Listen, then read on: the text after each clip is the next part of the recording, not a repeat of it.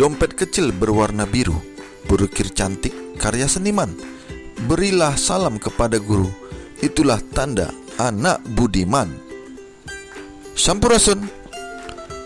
Shalom. Saudaraku yang dikasihi Tuhan, kita bertemu lagi dalam renungan pagi hari ini tanggal 19 April 2020. Baiklah, kita berdoa bersama-sama. Terima kasih Tuhan untuk segala berkat-Mu atas pagi yang indah, yang nyaman. Kami dapat bangun dari tidur dengan sukacita, dengan damai dan penuh syukur Tuhan atas segala berkat-Mu dalam hidup kami. Bapa, kami akan belajar firman-Mu. Biarlah firman yang Tuhan berikan ini menjadi kekuatan iman percaya kami dan membawa kami dalam semangat yang luar biasa untuk memuliakan Engkau dan hidup dalam kasih-Mu. Terima kasih Bapa atas segalanya, atas segala berkat dan pertolongan-Mu dalam hidup kami. Biarlah nama-Mu saja yang dimuliakan. Di dalam nama Yesus, Tuhan dan penebus kami, kami berdoa dan mengucap syukur selalu. Amin. Saudaraku, renungan pagi kita saat ini berjudul Kehidupan Baru. Kita baca bersama-sama ayat hafalannya dari firman Tuhan Yohanes 3 ayat 7. Berbunyi, kamu harus dilahirkan kembali. Sebagaimana halnya dengan Nikodemus, kita mesti rela masuk ke dalam hidup sama seperti cara kepala orang-orang berdosa. Selain dari Kristus, tidak ada nama lain yang diberikan kepada manusia yang olehnya kita dapat diselamatkan. Baca Kisah Para Rasul 4 ayat 12. Oleh iman kita menerima rahmat Allah, tetapi iman bukan juru selamat kita. Iman itu tidak mendapatkan apa-apa. Iman adalah tangan yang berpegang pada Kristus serta memiliki jasa-jasanya, yakni penawar untuk dosa. Bahkan kita tidak dapat bertobat tanpa bantuan Roh Allah. Alkitab berkata tentang Kristus ditinggikan oleh Allah sendiri dengan tangan kanannya menjadi pemimpin dan juru selamat, supaya Israel dapat bertobat dan menerima pengampunan dosa. Kisah Para Rasul 5 ayat 31. Pertobatan datang dari Kristus sama seperti keampunan datang daripadanya. Bagaimanakah kalau begitu caranya kita diselamatkan? Sama seperti Musa meninggikan ular di padang gurun, demikianlah anak manusia itu telah ditinggikan, serta setiap orang yang telah diperdaya serta digigit oleh ular itu boleh melihat dan hidup.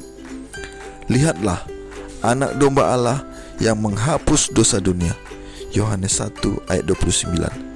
Cahaya yang bersinar dari salib itu menyatakan kasih Allah. Kasih-Nya itu menarik kita kepadanya. Kalau kita tidak melawan penarikan ini, kita akan dituntun ke kaki salib dalam pertobatan dari segala dosa yang telah menyalibkan juru selamat. Lalu oleh iman Roh Allah menghasilkan suatu kehidupan yang baru di dalam jiwa. Segenap pikiran dan keinginan akan ditaklukkan kepada kehendak Kristus. Hati, pikiran dijadikan kembali menurut peta Dia yang bekerja di dalam kita untuk menaklukkan segala sesuatu kepadanya sendiri. Kemudian Taurat Allah pun dituliskan di dalam pikiran dan hati, dan dapatlah kita berkata dengan Kristus, Aku suka melakukan kehendak-Mu, ya Allahku. Taurat-Mu ada dalam dadaku. Mazmur 40 ayat 9. Dalam wawancara dengan Nikodemus itu, Yesus memaparkan rencana keselamatan dan tugasnya ke dunia ini. Tidak satu pun terlewat dari pembicaraannya yang ia terangkan dengan begitu sempurna. Tahap demi tahap adalah pekerjaan yang perlu dilakukan di dalam hati semua orang yang hendak mewarisi kerajaan surga. Justru pada permulaan sekali masa kerjanya, ia memaparkan kebenaran kepada seorang anggota Sanhedrin, kepada pikiran yang paling suka menerima keterangan, dan kepada seorang guru yang diangkat oleh bangsa itu. Tetapi para pemimpin Israel tidak menyambut terang itu dengan baik. Nikodemus menyimpan kebenaran itu di dalam hatinya, dan selama 3 tahun hanya sedikit sekali buahnya yang kelihatan. Nikodemus menuturkan kepada Yohanes cerita tentang wawancara itu, dan oleh pena Yohanes cerita itu ditulis untuk menjadi pelajaran bagi berjuta-juta orang. Dikutip dari buku Alfa dan Omega, jilid 5 halaman 176 sampai 178. Kehidupan baru adalah sesuatu yang unik dan menarik sepanjang masa. Hal ini biasanya dihubungkan dengan bayi yang saudaraku baru lahir atau orang yang baru menikah.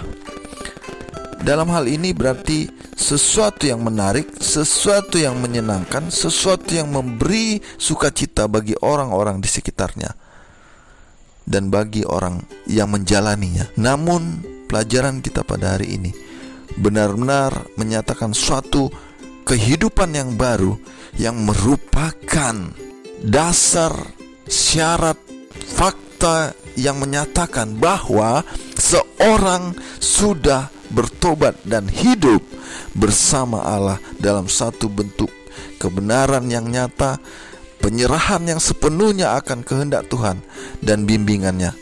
Biarlah kita menikmati segalanya dengan kebesaran Tuhan saja.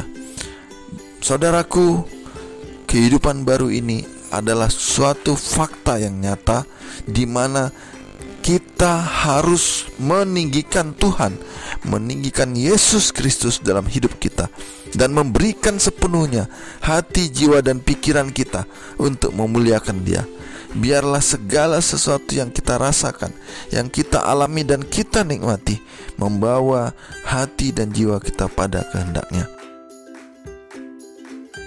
Apa yang menjadi gambaran dari kehidupan baru ini adalah ketika Musa meninggikan ular di padang gurun. Pada saat bangsa itu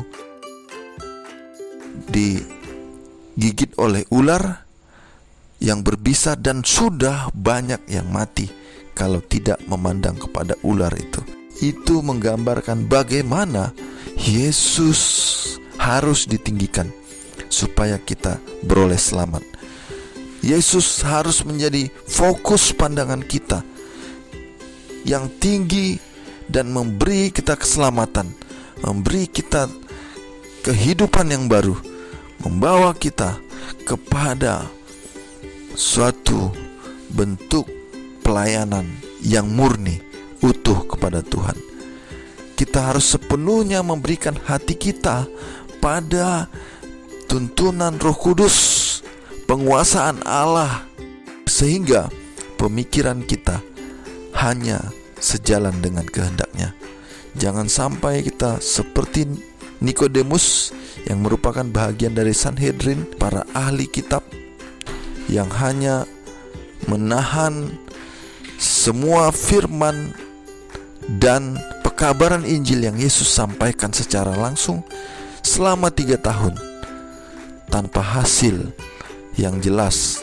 Buah-buah rohnya sedikit sekali. Perlu kita pahami bahwa kita harus memperoleh hidup baru untuk bisa hidup bersama Allah. Demikian renungan pagi kita pada saat ini. Biarlah kita menyadari kebutuhan kita akan satu bentuk komunikasi yang baru dengan Tuhan. Biarlah nama Tuhan dimuliakan. Kita sama-sama berdoa. Tuhan yang di surga, terima kasih atas segala yang Tuhan lakukan dalam hidup kami, atas firman-Mu. Biarlah ini menuntun kami untuk memuliakan Engkau. Biarlah kami Tuhan memberi hati dan jiwa kami, tubuh dan roh kami hanya dalam bimbingan dan penguasaan-Mu. Biarlah Tuhan, jangan kami lagi yang menentukan langkah hidup kami. Biarlah Engkau saja Yesus yang bergerak mengarahkan kami. Roh Kudus, sepenuhnya tuntunlah kami Tuhan untuk melakukan segala kehendak-Mu. Terima kasih Bapa atas segalanya. Jadilah kehendak-Mu dalam hidup kami, menuntun kami dalam setiap langkah kami. Terima kasih Bapa, terima kasih Yesus. Dalam nama Yesus, Tuhan dan menebus kami berdoa dan mengucap syukur selalu. Amin. Pergi wisata di hari Minggu, nikmati alam di Indonesia. Cinta datang sekali waktu, jangan terbuang sia-sia. Gonzo Horas.